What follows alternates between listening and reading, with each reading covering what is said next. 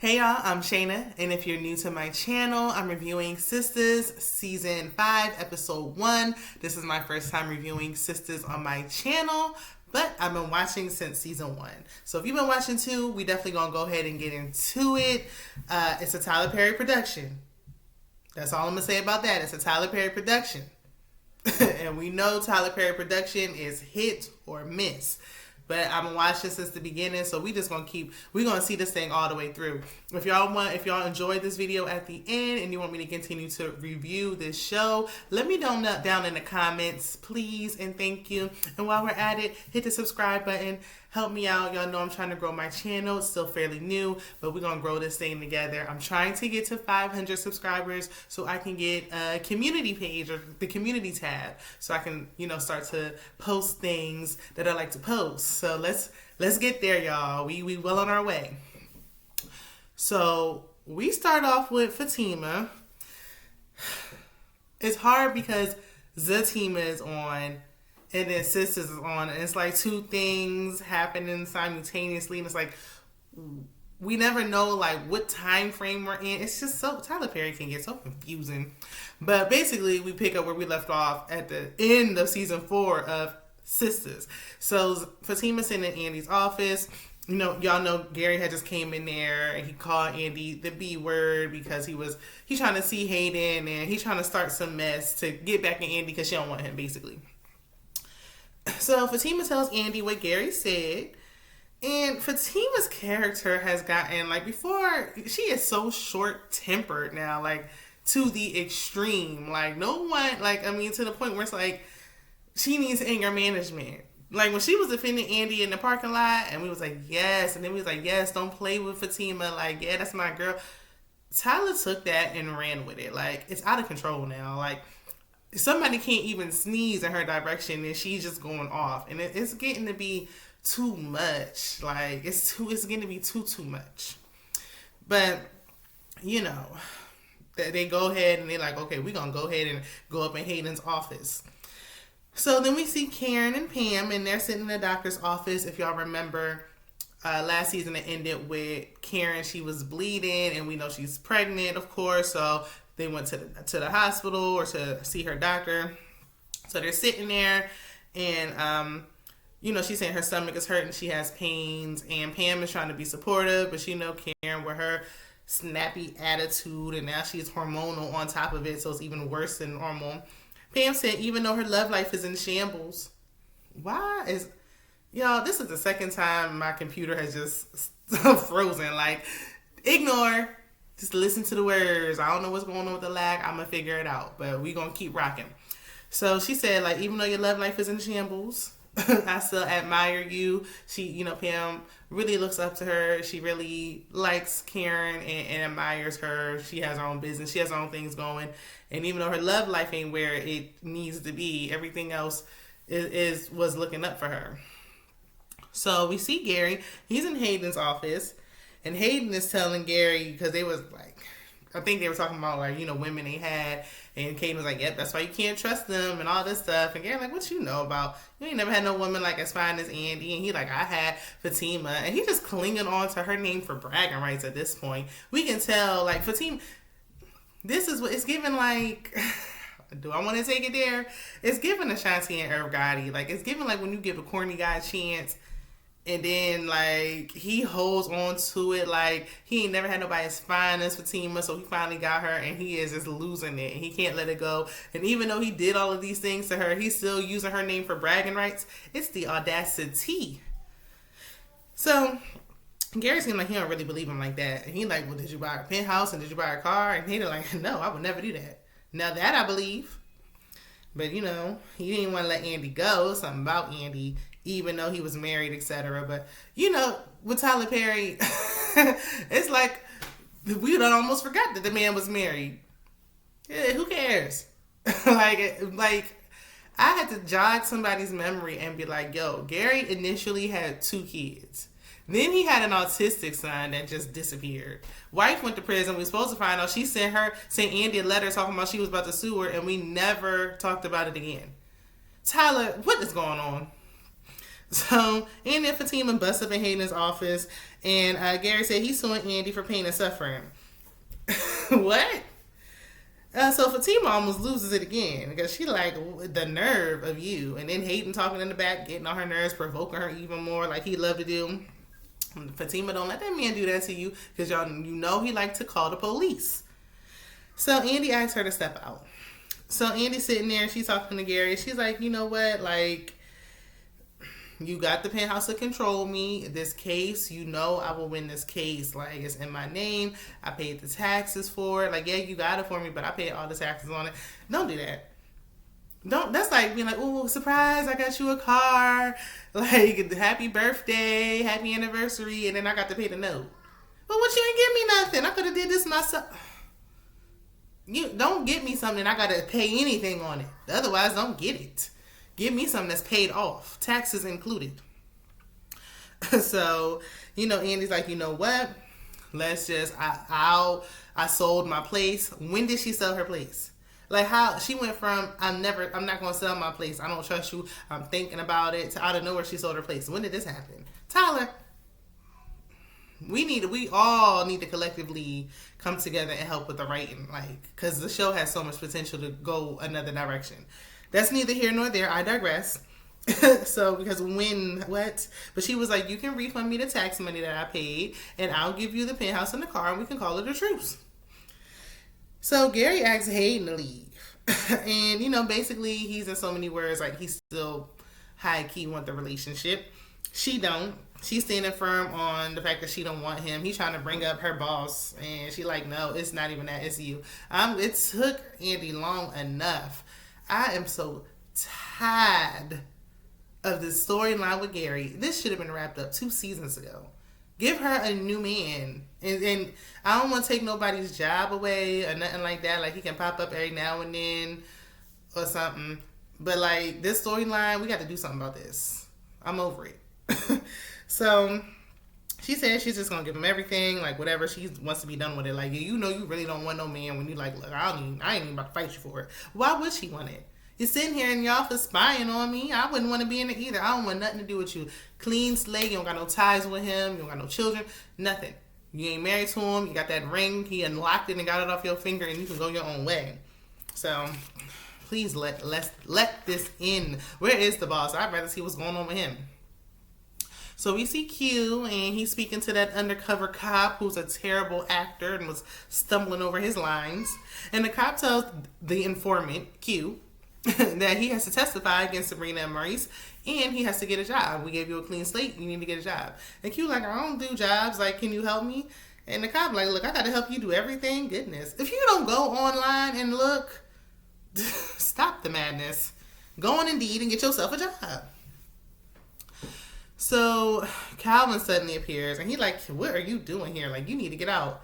And it's like, see, it never makes sense because Calvin was the one fighting to get Q up in there in the first place because he felt bad for him because it was raining. And now it's like, why are you here? You need to get out. And because he like, something going on, I don't trust you. But Q cooking dinner, he like, well, it do look good. It didn't look good.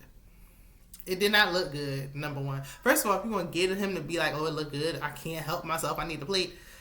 He could have got something that actually looked appealing. It looked, no.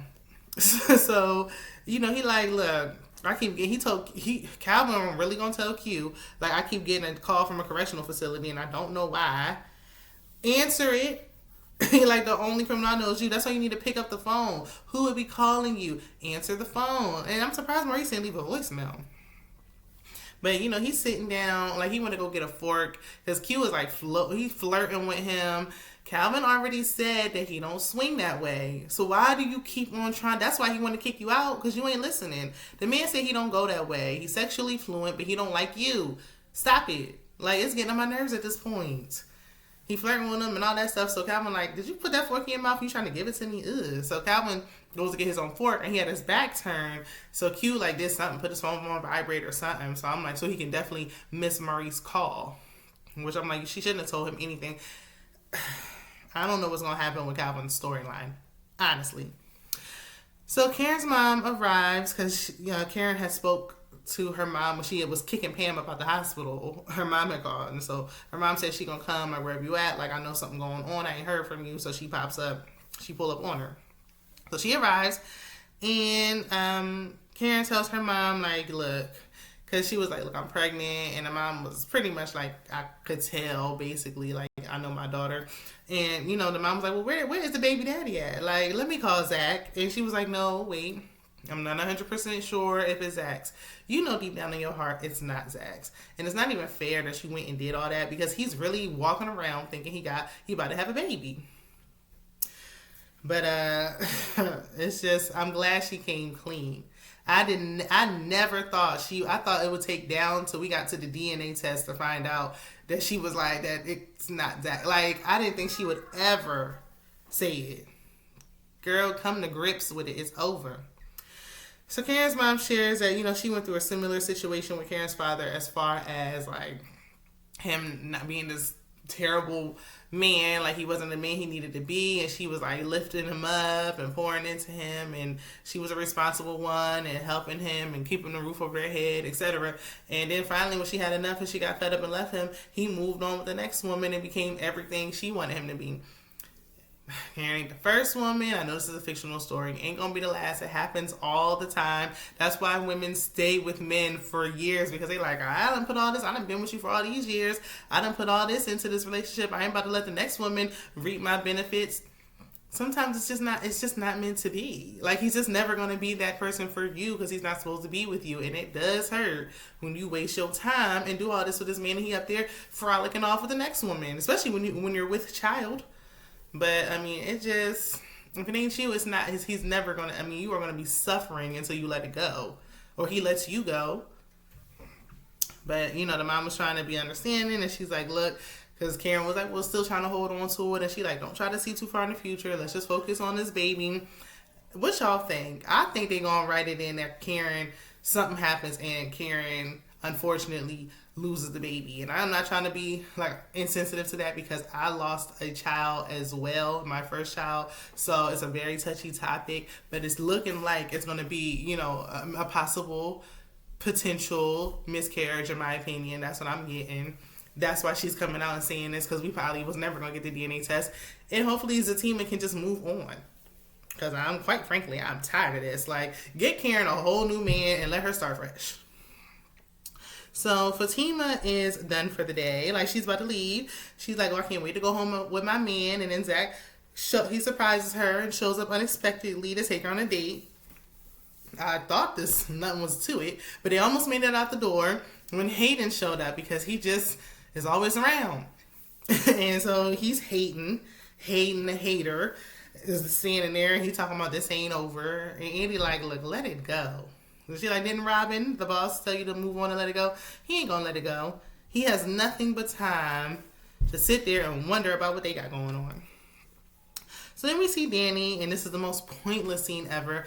This better tie into something, otherwise, why was it even in the show? Seriously. But Dani's at work getting cussed out by some woman who's trying to board a flight with her ex/child's father. And the woman's cussing the ex out, and he's talking about this why it never worked, and she's just belligerent. And Dani was being very patient. Because she got one on her. She was like, look, are you intoxicated? Because we can't accommodate you if you're intoxicated. You're going to have to board the next flight or whatever. And then the man was like, please, like, no. And she was like, you know what, sit your ass down and I'm going to see what I can do. So she sat down. I'm like, she got her, because you can't really be telling nobody to sit your ass down on no job. You can't do that. But, you know, she handled it well. And I'm like, is this another possible man for Dani? Is that why he's there? Because, you know, he was kind of looking at Dani, and I'm like, this better be going somewhere. So Aaron shows up to Karen's shop unannounced, like always, because he has nothing but time. Does he work? Like, I know he was in the church and he got sat down. Does he do anything else? Like, does he have a day job? Does he have friends? Does he have a life? Anything else? Because he is always free, no matter what time of day or night, to show up unannounced and unexpectedly. So Pam told him, like, he needs to back off and respect Karen's boundaries, in so many words. He does. It is getting ridiculous. It's borderline stalkerish. And Andy shows up, but you know what? See, the thing about that is Karen be giving him mixed signals. And so, because I ain't going to go in too deep, but I dealt with the issue with, stalking and things like that with an ex. So it is nothing to joke about, nothing to play with. But when you leading a person on, like, oh yeah, well I kind of want you around. Oh, but give me space. Oh, but I want you around. Like, you playing a part in this too. So that's why he keeps showing up. But especially when he knows possibly his baby. And if it's his baby, she ain't never gonna get rid of him. My goodness. So Andy shows up and Aaron asks if he could talk to her in Karen's office, and at first Pam was like no, and Pam should have still been like no, but eventually he wore her down and they went back there. And he asked her Andy's advice about Karen, and she's like, give her space. Like, when she needs time, she takes her time, and leave her alone. Like, I feel like if he would stop reaching out, she would probably start missing him and start coming around if he would get out the way and just fall back a little bit. So Andy asked him, like, what did you say to Gary? Because did you give him that legal advice to try to sue me? And he's like, what? Like, what are you talking about? And then he's all of a sudden, like, tries to make excuses for Gary's behavior and justify and talk about his mama and her past. And I'm like, why are we talking about? Please. I got kids, y'all. Like, they making noise. Ignore all that. Anywho, so he like, look, his mom, did you know about what went on with his mom? And I said, oh, goodness. His mom, we ain't done with Gary. I thought Gary was about to get out the way. Like, I thought this could possibly be the end, and I was really hoping it was. But now we're talking about Gary's history with his mama. Like, how did he turn into a main character? So then he trying to justify, and Andy like, look, it's a little too late for all that. Like, I don't need to be digging in his past. Like, I know about the mom, and I don't want him. Yes, don't switch up on it. But we see in the previews for next week, it look like Danny gonna walk in on her, like, about to get into it and have sex with Gary. So Gary's storyline is here to stay, unfortunately. So Andy asked Pam where Karen is, and Pam did a good job. She didn't crack. She didn't say anything. So Pam can keep a secret when she wants to. Zatima had a little romantic moment where they first met. Zach took her back to where they first met, and they were going back and forth. Even though they're a fictional character, they really make my heart smile. Like, they're so cute.